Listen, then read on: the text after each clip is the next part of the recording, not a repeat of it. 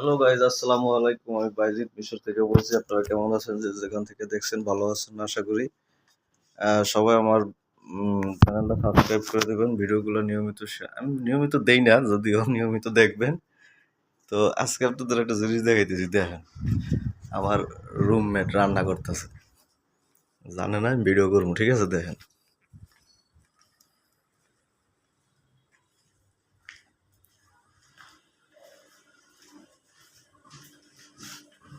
কি কি করেন ভাই আপনি?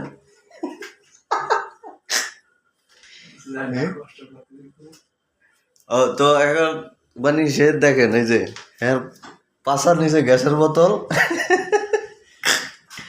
গ্যাস শেষ হয়ে গেছে। হ্যাঁ, রান্না ভাই করতেছে, দেন কি দেখেন। কষ্ট করতেছি বুঝছেন ভাই।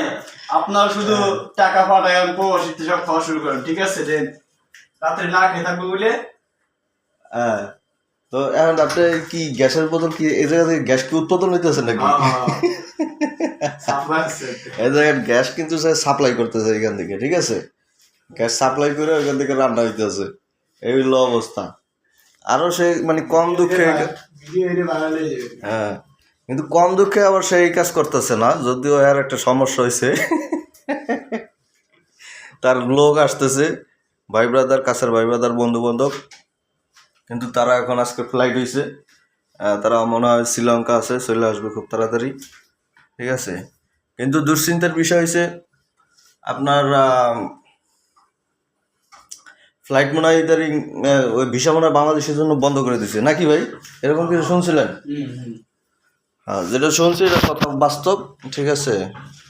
তো বাংলাদেশিদের জন্য আপাতত ভিসা বন্ধ।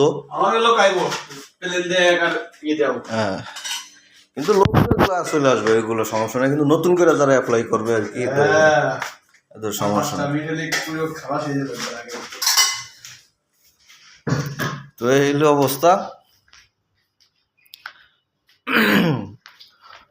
তো এখন হইছে আপনারা নতুন করে যারা ওই বইটই জমা দেন বিভিন্ন দালালের মাধ্যমে, ঠিক আছে?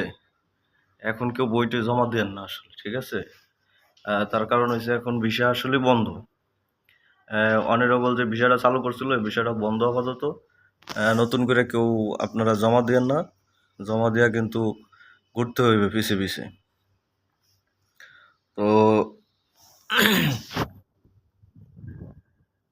এই হলো বর্তমান পরিস্থিতি।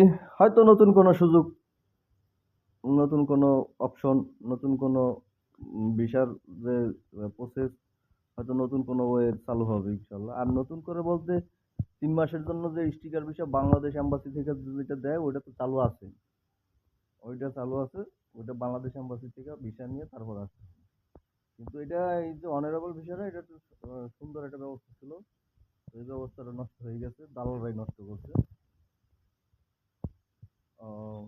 তো আসতে পারবে, তবে ওই ভিসা নিয়ে আসতে হবে, 3 মাসের টুরিস্ট ভিসা, স্টিকার ভিসা, যেটা বাংলাদেশ এম্বাসি থেকে, মিশরের যে এম্বাসি বাংলাদেশে, ওইখানে আবেদন করে, ওইখানে তাদের মাধ্যমে ভিসার জন্য অ্যাপ্লাই করে, তারপর তারা ভিসা দিবে। ওই ভিসা পাসপোর্টে লাগবে, স্টিকার লাগবে, ওই ভিসা দেখাইয়া বাংলাদেশ থেকে আপনার হইতে হবে, আপনার ইমিগ্রেশন পাস হতে হবে, ওই ভিসা নিয়ে আসতে। ওটা চালু আছে, ওটা বন্ধ হয় নাই, ওটা চালু আছে। যেটা বন্ধ হয়েছে এটা হচ্ছে আপনার honourable visa, honourable tourist visa, যেটা এটা বন্ধ হয়েছে। তো এখন যারা যারা আগে করছে আপনার অ্যাপ্লাই করছে, যাদের যাদের ভিসা বের হয়ে গেছে তারা কিন্তু আসতেছে, তারা চলে আসবে, তারা হয়তো অনেকে আরো এরকম 1 মাস এরকম লোক আসতে থাকবে, তার কারণ যারা আগে আবেদন করবে নতুন করে, মানে আজকে থেকে যারা আবেদন করবেন এই ভিসায় তারা আসতে পারবেন না, এটা কনফার্ম, এটা সম্পূর্ণ কনফার্ম, এটা কোনো মিস নেই। কিন্তু আপনার দালালরা বলবে যে হ্যাঁ আসতে পারবেন, এই সেই বক্তব্য, ঠিক আছে? দালাল তো দালালি ভাই, এখানে দালাল দালাল কেউ বলবে যে আসতে পারবে না, দালাল বলবে যে আপনারা দরকার হলে বরিশালের লঞ্চে নিয়ে যাবো, সমস্যা নাই, লঞ্চ ভাড়া করে নিয়ে আসবে, সমস্যা নাই। হ্যাঁ, নাহলে প্যারাশুট দিয়ে নিয়ে আসবেন, বুঝলেন? নাহলে স্পেশাল বিমান ভাড়া করে নিয়ে আসবেন। দালালের কাছে সব ব্যবস্থা আছে। ঠিক আছে, কিন্তু অরিজিনালি যখন ফেস হবেন তখন বুঝবেন যে দালাল কত প্রকার।